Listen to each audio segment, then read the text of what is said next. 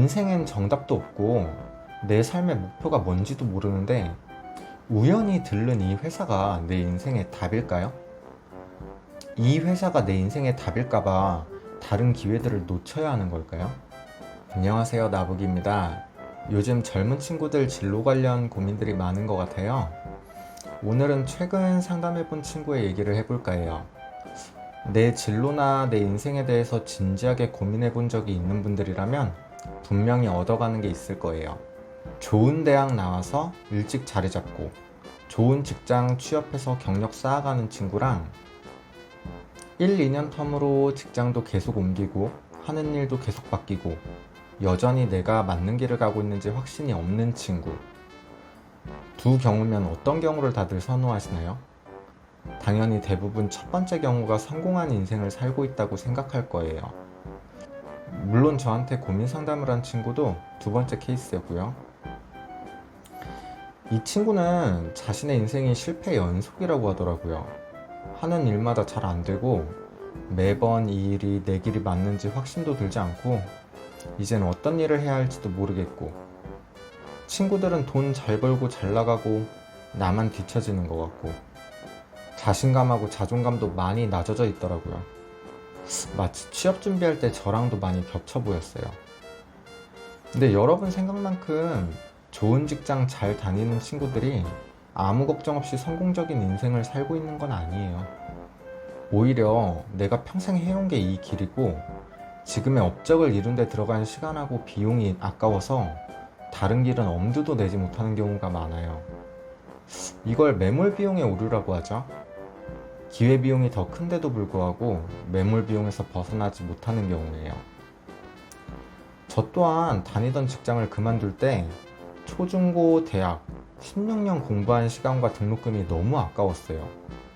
뭔가 새로운 일을 다시 시작해서 성공하려면 지금까지 해온 이상의 투자를 해야 될 것만 같았어요.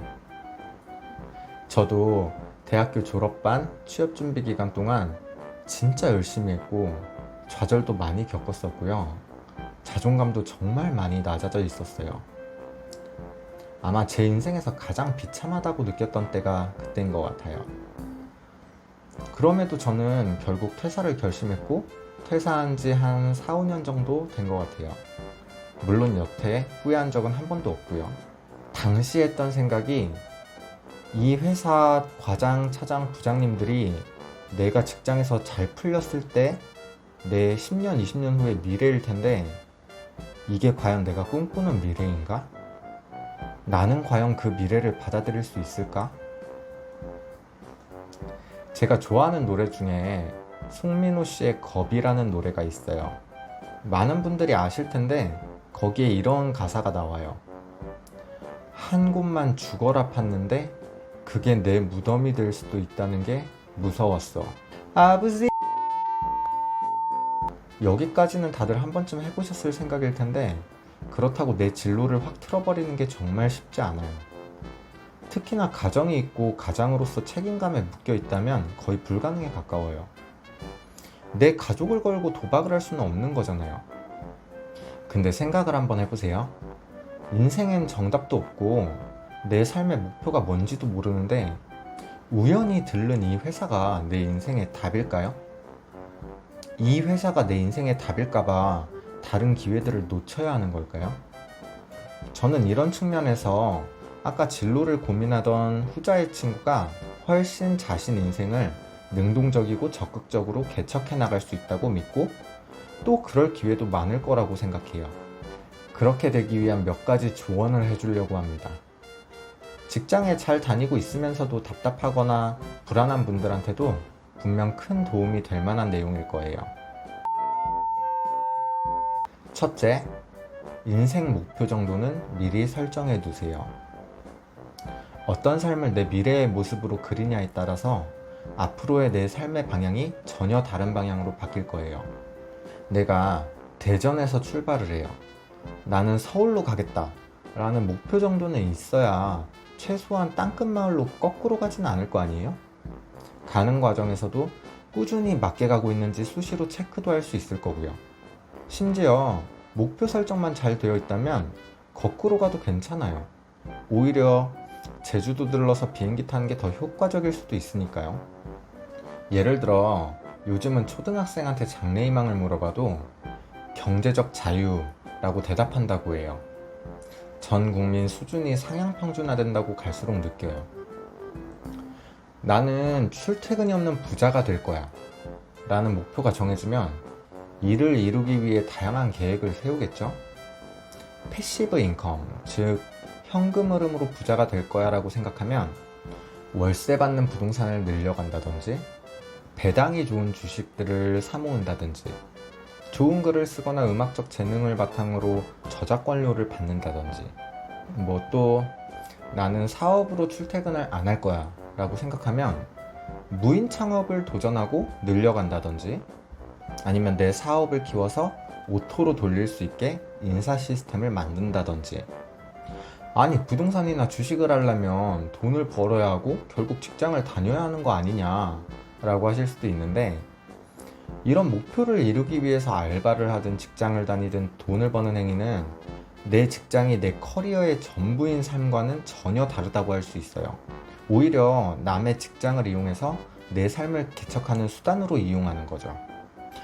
내 목표를 이루기 위해 수단으로서 하는 일이 내 목표에 도움이 될 만한 일이라면 더할 나위 없고요.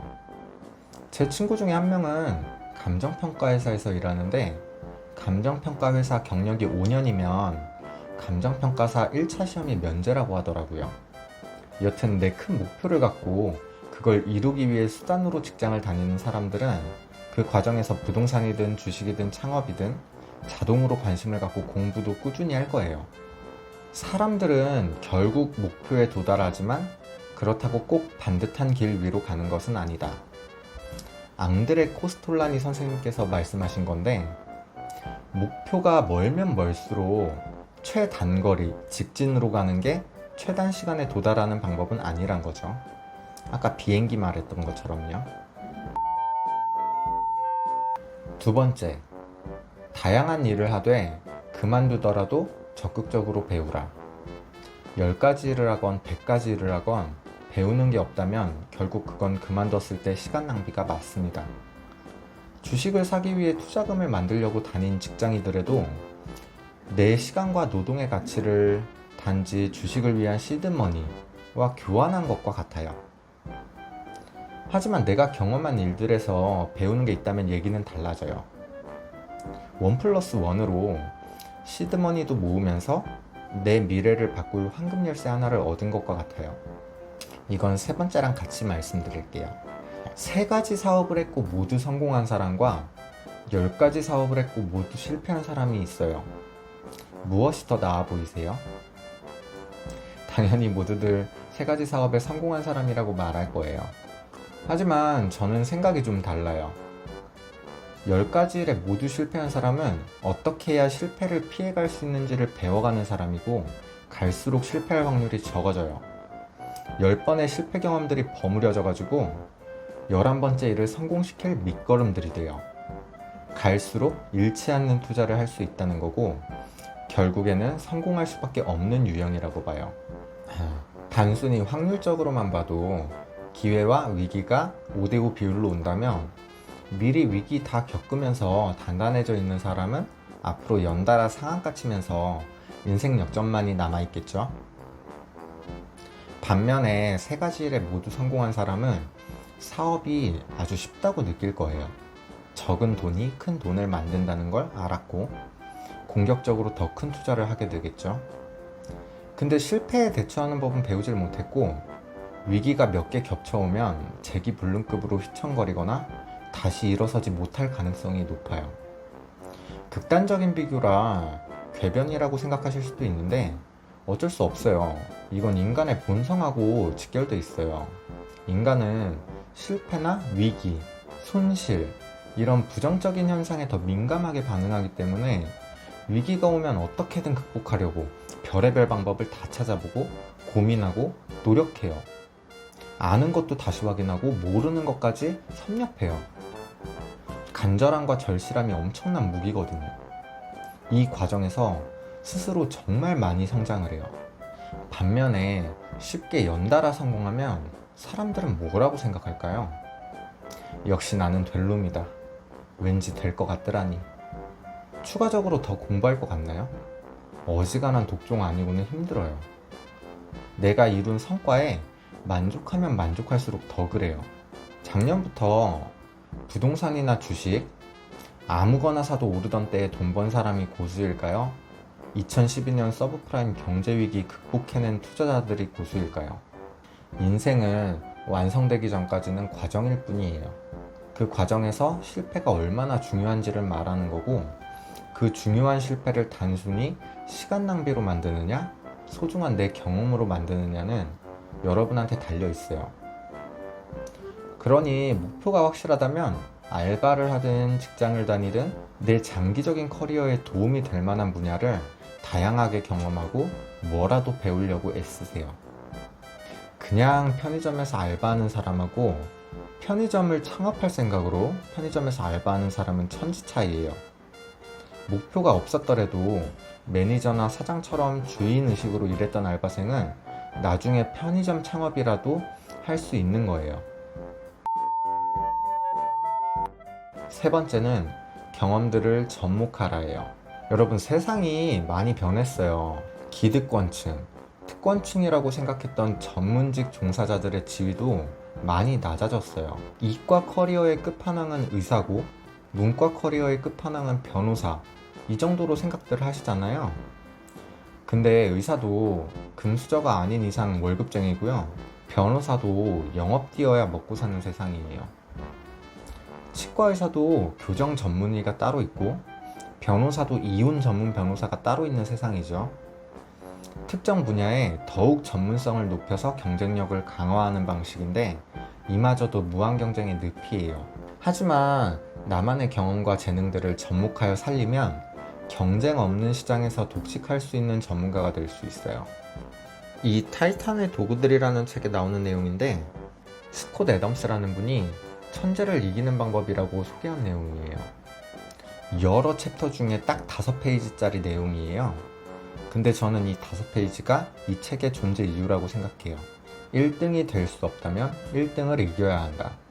1등을 이기는 방법이 바로 두 가지 분야에서 상위 25% 내에 들 수 있다면 그 두 가지를 조합하여 나만의 경쟁력을 만드는 일이에요. 농구를 좋아하던 듣보잡 만화가는 슬램덩크라는 걸작을 탄생시켰고요. 나만의 경험이나 재능을 개인 방송으로 표현한 사람들은 먹방, 재테크, 주식, 게임 유튜버가 될 수 있었고요. 법 공부는 오래 했는데 합격은 가망이 없어. 근데 이론은 누구보다 빠삭하고 남한테 설명하는 건 내 전문 분야야 하던 사람들은 고시학원이라던가 스타 강사가 될 수도 있는 거고요. 많잖아요. 옷 좋아하고 패션 감각 좋은 사람이 온라인 창업을 하면 온라인 쇼핑몰을 만드는 거고 브이로그 유튜버가 되기도 하고요. 프랜차이즈 점포 개발 담당자가 부동산 경매 쪽으로 오면 상가 전문 경매 강사가 되는 거고요. 여기서 말하는 상위 25%가 거창한 게 아니에요. 뭐 변호사 중에 상위 25% 뛰어난 변호사가 되라는 게 아니라 법학 지식이 일반인들 중에 25% 내에 들면 나머지 75%한테는 내 지식을 설명해줄 경쟁력이 생긴다는 거죠. 보통 알바나 새로운 직장에서 일을 해도 6개월이면 그 직장에서의 업무나 돌아가는 프로세스 정도들은 파악할 수 있어요. 그 정도만 돼도 일반인들에 비하면 이미 상위 30% 안에는 들었다고 볼 수 있어요. 두 분야 이상에서 상위 25%를 달성하고 이를 접목하는 게 한 분야의 상위 1%가 되는 길보다 훨씬 효율적이고 수월한 길이 될 것이고 경쟁력도 높을 거라는 얘기예요. 물론 내가 잘하는 세 가지 분야를 믹스하면 넘사벽이 되겠죠. 한번 계산을 해볼까요? 0.25 곱하기 0.25 두 가지 분야에서 상위 25% 안에 드는 걸 접목했을 때 상위 6.25%라는 결과가 나와요. 그럼 이 6.25%에 상위 25%를 한 가지 더 더한다면 상위 1.5%가 나오네요. 상위 1%가 쉬운 건 아니구나. 이게 아까 두 번째 말한 것처럼 영혼 없이 알바나 직장을 다니지 말란 이유예요. 어떤 경험이 내 새로운 분야와 접목할 황금 열쇠가 될지 모르기 때문이에요.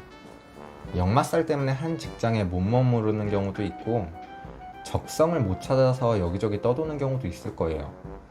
직장을 옮길 때마다 남들보다 뒤처지는 느낌의 자괴감 세게 오실 텐데 괴로워하지 말란 말은 차마 못하겠네요. 저도 저만의 목표를 향해 나아가고 있고 뻘짓도 많이 하고 있어요. 고민 걱정으로 밤샌 적도 많아요. 레알로요. 근데 이게 올바른 방향으로 가고 있다는 증거예요. 헬스 다녀와서 근육통 없으면 제대로 운동한 것도 아니라고 하잖아요. 성장 과정의 성장통인 거니까 즐겁게 고통스러워하세요.